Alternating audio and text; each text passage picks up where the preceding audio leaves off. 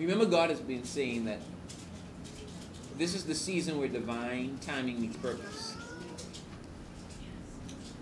You guys remember that, right? That's been the theme for a little while. And that's really what we've been feeling. Where we're at in the body is we're at the yes of God. One of the things that Bill Johnson was saying was, now we're in the season where God is saying yes. Notice the theme has been, we've been saying yes. Remember? For the past, couple of months, everything was, say yes to God. Deanie's sermon, say yes! That was Deanie's sermon. God has been requiring of us obedience in everything. No stenching, no compromise, just yes. And we're wondering why God was pushing this, speaking this so consistently, so persistently. Why everyone else who was hearing the voice of the Lord was hearing the exact same thing. Even in Lakeland, they were hearing the exact same thing. And that's because we're now in the yes of God. We're now in a season where God is saying yes to us. But in order to come in line with His yes, we have to be saying yes. Our yes puts us in alignment with His yes. That makes any sense? Yes. On Wednesday night, it was amazing. Wow. We went in there about to do testimony night, and God just shifted. From the worship was just a cry for more. Literally, it was our heart's cry, because I've been feeling like, God, that I want more. I'm too low. There's more. I'm too low. If I'm not walking in all God has for me, I'm low. If you're not walking in the promises He's spoken for, you're too low. And so it started from the worship where we were just crying out for more, and that was our intercession. And then God began to speak. And in His speaking, we heard Him say that He's releasing a grace in this season for intercession. Because what have we always known, what we've always been taught? That prayer is the thing that releases the power of God, that releases everything that He has for us. You can get nothing outside of prayer. If your life is not one that is a prayer, then you have a very weak Christian life. You have a Christian life that is lacking the substance of the power, of what brings the power. God is calling us to intercession like never before. Like never before. One of the things that we feel that God is doing is He's going to start to put checks and balances like never before in our life. The things that are taking up our time, He's going to say, put it down and come seek my face. Begin to cry out for this nation. I know He's spoken specific things to me, and I know what they are. But now we have to give ourselves over to prayer. Our lives must be prayer. Is it no wonder that He said in Isaiah, my house shall be called a house of prayer? We are now the temple. We are now His house. A house of prayer. Our lives should be intercession. That is what God is doing now.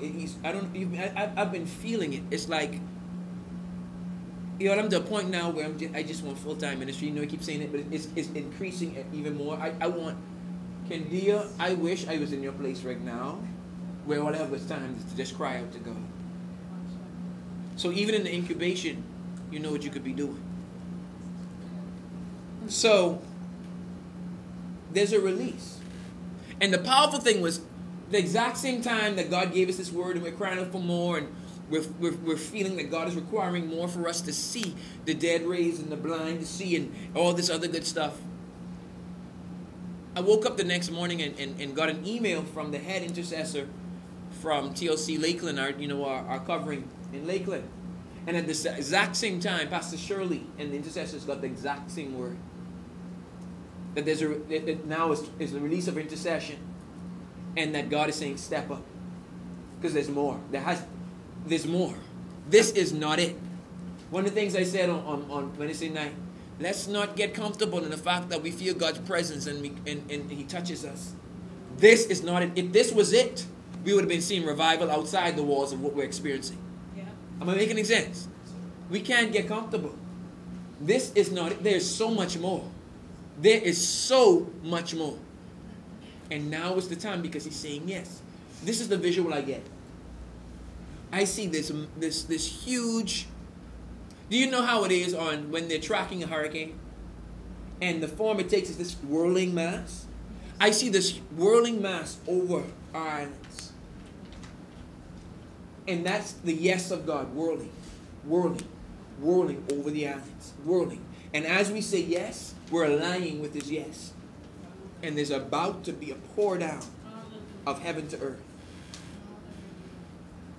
His yes is hovering over this generation. As we keep saying yes, we pull down the promises that are found in that yes.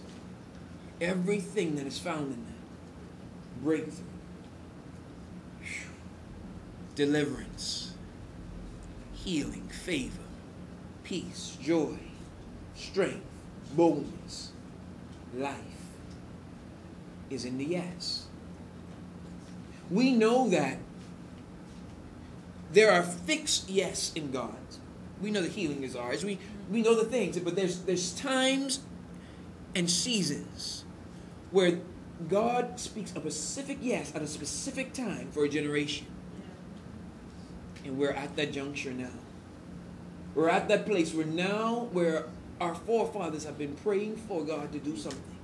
We are the generation where there's a yes that is hovering, that is whirling over the people of God now. What are we going to do?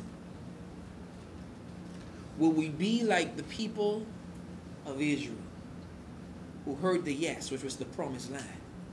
For God said, I've given it to you, so there's a yes.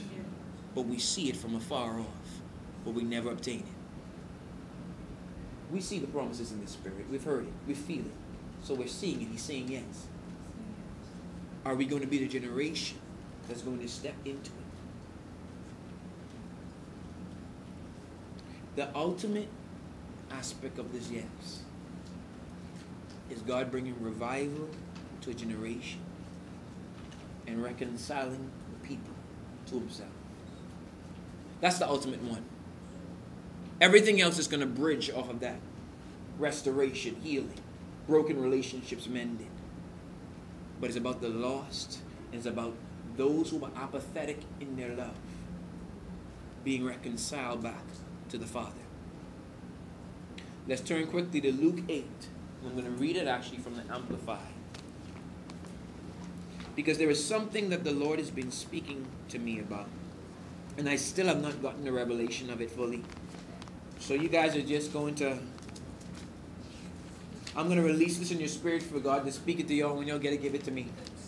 I just could tell you the phrase He gave me. Because I ain't get the revelation for it. But it's had me in the middle of my sleep dreaming about this. I keep hearing this particular thing and asking God, what is this? How do I do it? Luke 8, 40, starting from 40. Now when Jesus came back to Galilee, the crowd received and welcomed Him gladly.